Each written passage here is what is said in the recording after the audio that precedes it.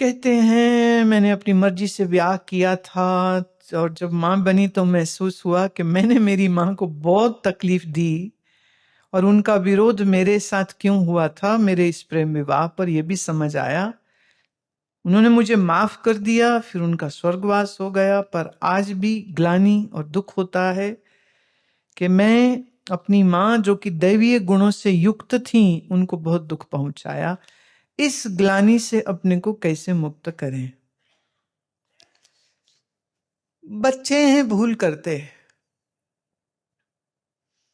जैसे आज आप मां हो और अपने बच्चे की भूल को माफ कर दोगे, ऐसे ही तुमने जो भूल की है तुम्हारी मां ने भी माफ कर दिया। भी ग्लानि फिर भी इसलिए है क्योंकि ये तकलीफ जो कि हमने सुनी नहीं उनकी, वो जो कष्ट दे रही है उसको इस तरह से आप ठीक करिए कि आप खुद एक अच्छी मां बने और अपने बच्चों को ठीक संस्कार दीजिए।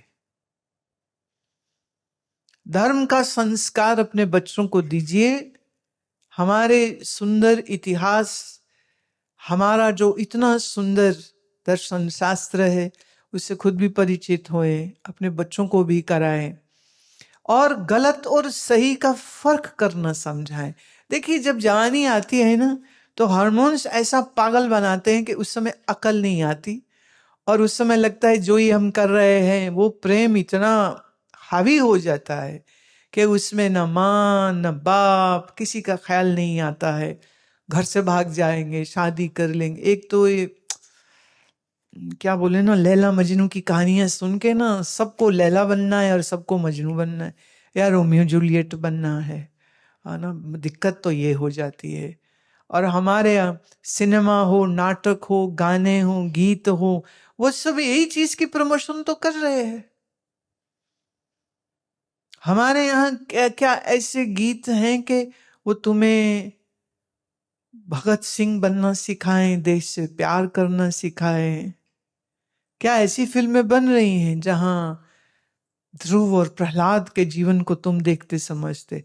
देखिए एक समय में हिंदी सिनेमा में बहुत सारी धार्मिक फिल्में बनती थी और मुझे याद है हरि दर्शन नाम से फिल्म आई थी और अमृतसर के चित्रा सिनेमा में हमारी फैमिली, हम लोगों को सारी सब बच्चों को लेके गए थे देखने के लिए।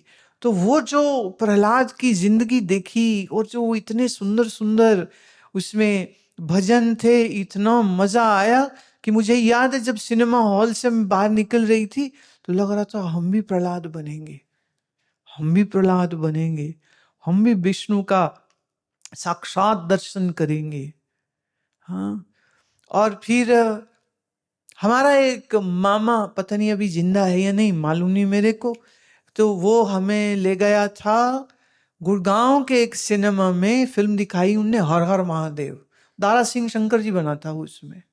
महाराज वो फिल्म देख के, अच्छा एक थोड़ा मजाक की चीज है, उस सिनेमा हॉल में ना इतने बड़े बड़े चूहे थे।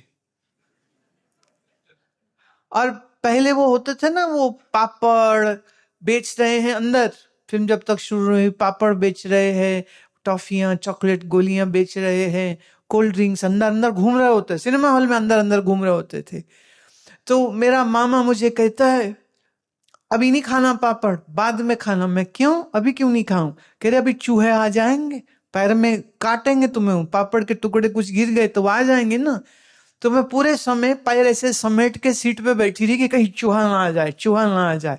पापड़ नहीं खाया, सब खाए लेफ्ट राइट, हे भगवान मुझे नहीं खाने को दे रहे, बाकी सब खा रहे। अब फिल्म देखी हर हर महादेव। महाराज जो वो तपस्या का सीन आया ना सती का, मालूम नहीं क्या उम्र रही होगी, if I am not wrong may be 9 और 10। तो लगा हम भी सती की तरह तपस्या करेंगे, बाल खुले छोड़ के पहाड़ पे बैठ जाएंगे, बर्फ के ऊपर बैठ जाएंगे और ओम नमः शिवाय ओम नमः शिवाय करेंगे। हम भी सती की तरह शंकर जी को प्रकट कर लेंगे। वो सती बच्ची दिखाई ना पहले, तो हम भी बच्चे ही हैं उस समय। तो फिर लगा अच्छा अगर तपस्या से शंकर जी प्रकट हो जाते हैं तो फिर तो हम भी करेंगे। आजकल क्या फिल्में बनती, प्यार नहीं मिला, उसने उसके मुंह पे एसिड डाल दिया, उसने उसको हानि करी शादी के लिए, उसने उसको गोली मार दी, अभी यही शिक्षा आ रही। और फिर बोलो it's my life, don't interfere. नकली हीरोज और काल्पनिक हीरोज, बैटमैन, सुपरमैन, दिखाना है तो दिखाओ हनुमान, हमारे हनुमान जी को दिखाओ ना, जो असल में हुए। सुपरमैन कहां हुआ था, बैटमैन कहां हुआ था, कहीं भी नहीं हुआ। हनुमान जी को दिखाओ ना। एंटरटेनमेंट थी महाराज बहुत जबरदस्त, और कुछ संस्कार आता था, भक्ति का, सत्य बोलने का, झूठ नहीं बोलना चाहिए, और कुछ ऐसी ऐसी बातें सीख के आते थे। और बच्चा बहुत इंप्रेशनेबल होता है ना, जो देखता है उसको लगता है यही सच है।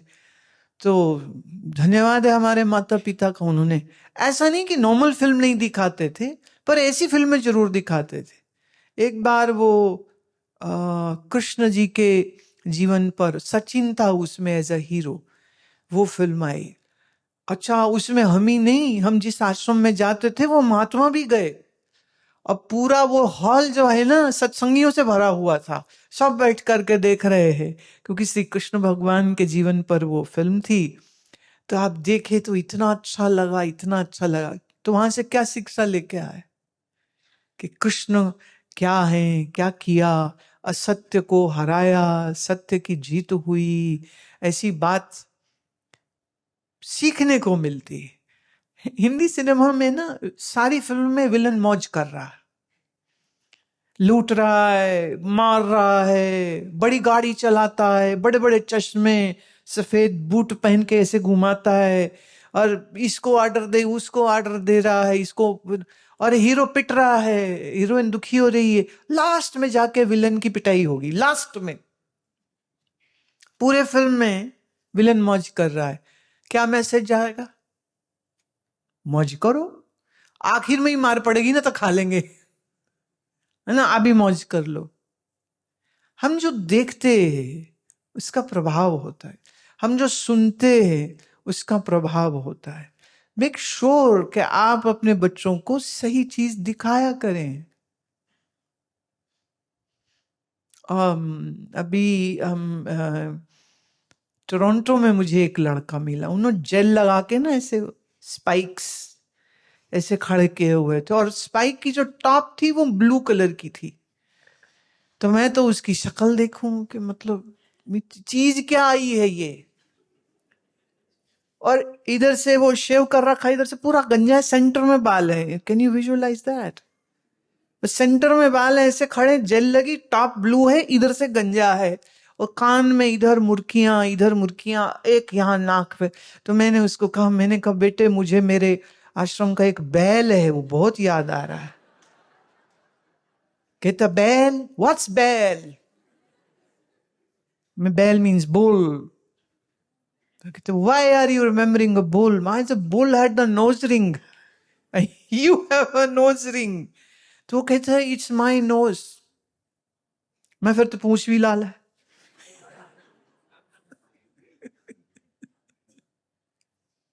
इट्स माय लाइफ, ऐसा उसने क्यों बनाया? कोई सिनेमा देखा था जिसमें कैरेक्टर्स इस तरह से थे? हम जो देखते हैं उसका प्रभाव आता है। तो हार्मोन्स तो जागेंगे, इसलिए प्यार इश्क मोहब्बत तो होगी, लेकिन अगर उसके साथ बुद्धि चल रही हो तो आदमी ये भी विचार करेगा कि सिर्फ शक्ल पे नहीं मरना, उसकी अकल भी देख लो। लड़का बड़ा सुंदर है।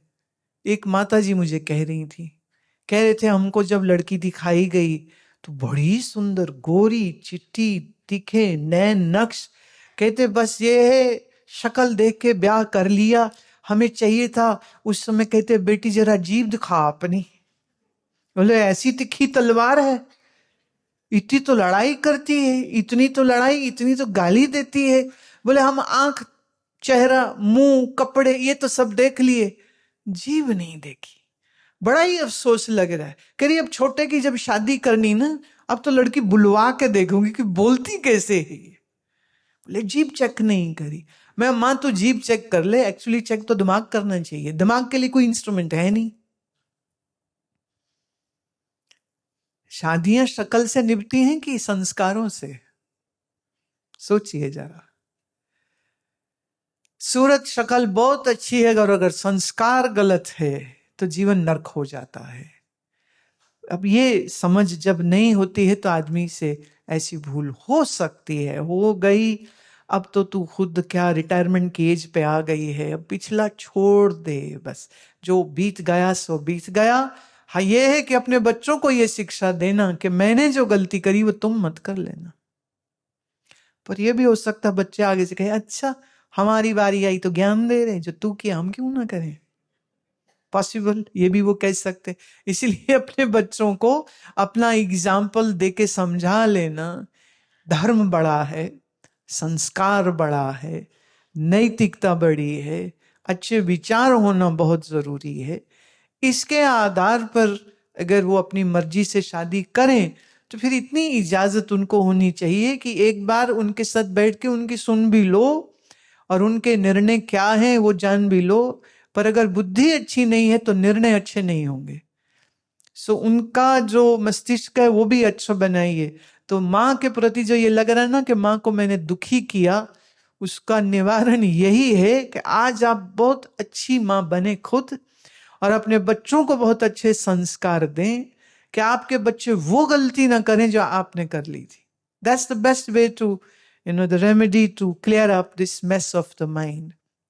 बाकी तो जीवन नाम है जीने का, जियोगे तो गलतियां भी होंगी, पर दिमाग पे इतनी गलती को सवार मत करिए। हो गई बीत गई, पंजाबी में कहते मिट्टी पा छड़ परे, है ना, खत्म करो बात को। जानवर कोई मर जाए, हम खड्डा खोदते उसको दबा देते, मिट्टी पा दी, मिट्टी डाल दी उसके ऊपर। अब खोद खोद के बार बार निकाल निकाल के थोड़ी देखेंगे मरे हुए जानवर को। इसलिए जो बीत गया समय वो मर चुका है, उसे छोड़ दीजिए, याद करने की कोई आवश्यकता नहीं। आज वर्तमान में एक अच्छा संस्कार, एक अच्छा धार्मिक जीवन, एक अच्छा योगी जीवन आप जिए, बहुत अच्छा रहेगा। पर अपने आप को ग्लानि देते रहना अच्छी बात नहीं होगी। तो कहते ना तीर्थ जाओ तो कोई गंदी आदत छोड़ जाओ। अब तुम यहां आए हो इस तीर्थ पे, तो यहां पर यही गंदी आदत छोड़ जाओ कि पिछले समय को याद बिल्कुल नहीं करना। बीत गया, जैसा था बुरा अच्छा बीत गया। आज वर्तमान है आपके हाथ में, इसको सुंदर बनाइए।